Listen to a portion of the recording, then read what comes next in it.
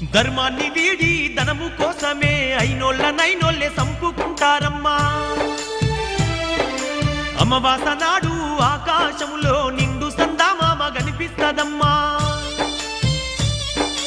అర్ధరాత్రి సింహ సీకట్లోన మండేటి సూర్యుడు ఉదయిస్తాడమ్మా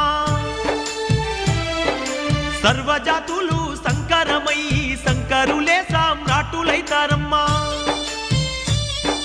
మునుముందు జరిగే వింతల్లి గనవమ్మ నేను చెప్పేవన్నీ జరిగి తీరుతాయమ్మా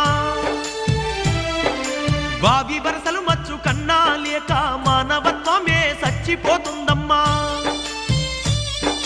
పగలేమో అన్నా చెల్లెళ్ళు అనుకుంటూ రాత్రుళ్ళు రతులల్లా మునిగిపోతారమ్మా